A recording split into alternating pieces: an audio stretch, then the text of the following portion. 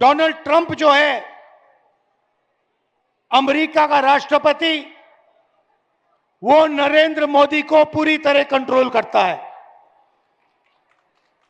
पता नहीं आपने देखा या नहीं, लोकसभा में डिबेट हुई, मैंने नरेंद्र मोदी के बारे में 2-3 चीजें कही और नरेंद्र मोदी डर के लोकसभा से भाग गया।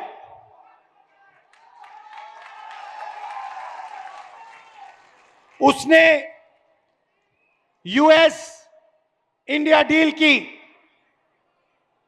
यूएस इंडिया डील में उसने हमारी कृषि का सेक्टर बेच दिया, स्मॉल और मीडियम इंडस्ट्री बेच दी, एनर्जी सिक्योरिटी बेच दी और देश का पूरा डेटा उसने अमेरिका के हवाले कर दिया। कोई भी प्रधानमंत्री बिना दबाव के ऐसा काम नहीं कर सकता है। भाइयों और बहनों, डोनाल्ड ट्रंप के पास 2 हथियार हैं। पहला हथियार, नाम आपने सुना होगा, एप्स्टीन, जिसमें नरेंद्र मोदी का पूरा चरित्र जो है, इमेज जो है, उसका जवाब एप्स्टीन फाइल में पड़ा हुआ है। और डोनाल्ड ट्रंप जानता है कि जिस दिन उसने एप्स्टीन फाइल्स खोल दी, उस दिन नरेंद्र मोदी खत्म हो जाएगा। दूसरी बात, अदानी, नाम सुना आपने? नरेंद्र मोदी अदानी को पूरा देश बेच रहा है। Airport, ports, infrastructure, solar power, wind power, cement, सारा का सारा नरेंद्र मोदी अदानी जी को पकड़ा रहा है। ये इसका सच्चा नाम अदानी नहीं है, कंपनी का सच्चा नाम अदानी नहीं है, सच्चा नाम मोदानी होना चाहिए, मोदानी। क्योंकि जो भी ये करता है नरेंद्र मोदी, ये 2-3 अरबपतियों के लिए करता है। और अदानी कंपनी का पूरा फाइनेंशियल रिकॉर्ड डोनाल्ड ट्रंप के हाथ में है। इसलिए डोनाल्ड ट्रंप ने नरेंद्र मोदी को पकड़ रखा है और जो भी डोनाल्ड ट्रंप चाहता है वो नरेंद्र मोदी करता है। अगर नरेंद्र मोदी कहता है, अगर डोनाल्ड ट्रंप कहता है नरेंद्र मोदी जंप मारो, झटके से नरेंद्र मोदी जंप मारता है।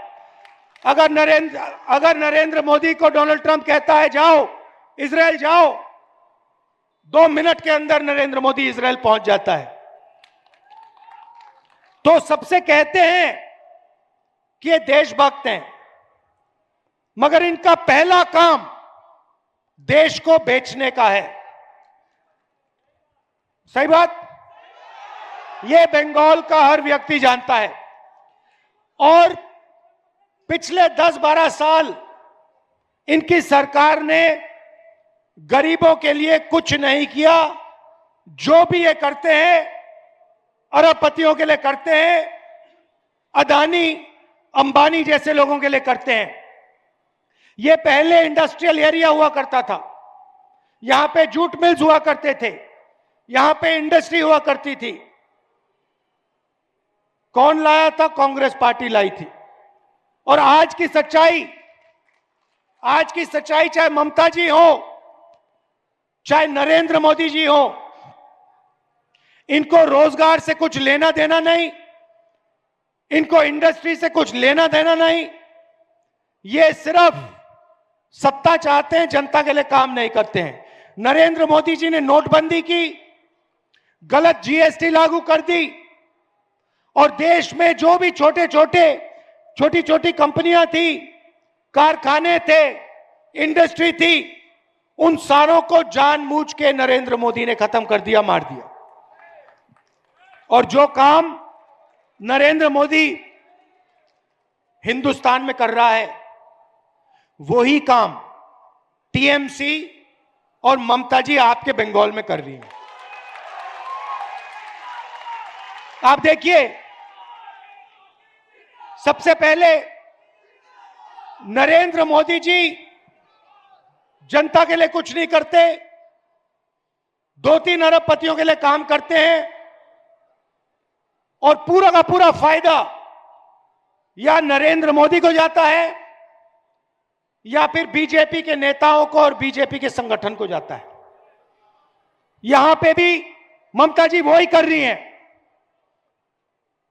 इंडस्ट्री खत्म कर दी, बेरोजगारी फैला दी। बंगाल में किसी को रोजगार चाहिए तो फिर कोई ना कोई रिश्तेदारी टीएमसी में होनी पड़ेगी, नहीं तो नहीं मिलने वाला। वो पूरा का पूरा काम टीएमसी के गुंडों के लिए, टीएमसी के लोगों के लिए करती हैं और जनता को कोई भी मदद नहीं करती। यहां पे पहले एम्बेसडर कार बनती थी, हिंदुस्तान मोटर्स की फैक्ट्रियां थी, यहां पे इंडस्ट्री का सेंटर था, सिर्फ कलकत्ता नहीं बंगाल, और उस सारे के सारे को पहले लेफ्ट फ्रंट ने और उसके बाद ममता जी ने खत्म कर दिया है। भाइयों और बहनों, कहना नहीं चाहिए, मगर अगर नरेंद्र मोदी जी भ्रष्टाचार करते हैं तो ममता जी भी उनसे कम नहीं है। आप देखिए, टीएमसी पार्टी ने शारदा चिट फंड स्कैम किया, रोज वैली चिट फंड स्कैम किया। शारदा स्कैम में 1900 करोड़ रुपए, 19,000 करोड़ रुपए जनता से चोरी किए। रोज वैली चिट फंड में 6,600 करोड़ रुपए चोरी किए। कोल स्मगलिंग स्कैम किया, इलीगल माइनिंग करते हैं और गुंडा टैक्स पूरे बंगाल पे उनका लगता है। और जो हिंसा नरेंद्र मोदी जी बाकी हिंदुस्तान में करते हैं, वैसी ही हिंसा टीएमसी के गुंडे कांग्रेस पार्टी के लोगों के खिलाफ करते हैं, हमारे लोगों को मारते हैं। ममता जी ने बंगाल से वायदा किया था कि 5 लाख लोगों को वो रोजगार देंगी। 2021 में यह वायदा किया था ममता जी ने। आपको क्या रोजगार दिया? यहां पे कोई है जिसको ममता जी ने रोजगार दिया है? बिल्कुल नहीं। 84 लाख बेरोजगार युवा ने अप्लाई किया है अनएम्प्लॉयमेंट अलाउंस के लिए। यह बंगाल की सच्चाई है।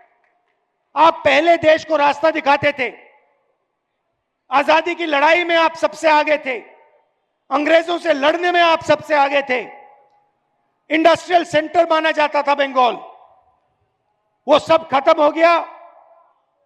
और ममता जी ने आपके लिए पिछले सालों में कुछ नहीं किया। महिलाओं के पर अत्याचार की बात करें तो नरेंद्र मोदी की पार्टी करती है, उनके एमएलए, उनके एमपीज महिलाओं पर अत्याचार करते हैं। और यहां पे बंगाल में RG Kar rape and murder case हुआ। जिन्होंने ये काम किया, सरकार ने उनकी रक्षा की और कोई अकाउंटेबिलिटी नहीं है। भाइयों और बहनों, ममता जी बीजेपी के लिए बंगाल में रास्ता खोल रही है। यह सच्चाई है। सच्चाई है कि अगर ममता जी ने सही तरीके से काम किया होता, अगर ममता जी ने बंगाल के लिए काम किया होता, भ्रष्टाचार नहीं किया होता, आरजी कार जैसे केस पर एक्शन लिया होता, तो यहां पर कोई बीजेपी का खतरा नहीं होता। तो मैं आपसे यह कहना चाहता हूं, कांग्रेस पार्टी बीजेपी से लड़ती है। आप देखिए, मैं आपके सामने खड़ा हूं, मैं बेल पे हूं, मेरा घर छीन लिया, मेरी लोकसभा की मेंबरशिप छीन ली, मेरे ऊपर 36 केस हैं। कभी मैं झारखंड जाता हूं, कभी महाराष्ट्र, कभी गुजरात, कभी उत्तर प्रदेश, कभी बिहार,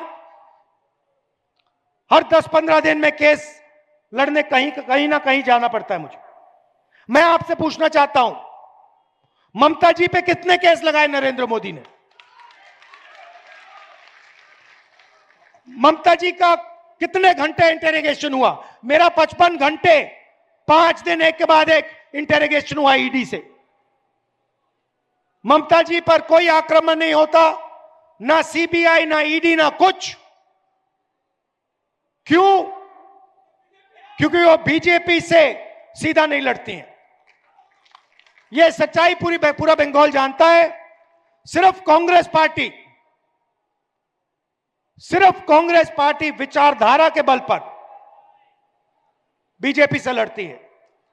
24 घंटा नरेंद्र मोदी कांग्रेस पार्टी पर, राहुल गांधी पर, खारगे जी पर आक्रमण करता रहता है। बंगाल के चुनाव के वक्त नरेंद्र मोदी आकर ममता जी पर आक्रमण करता है,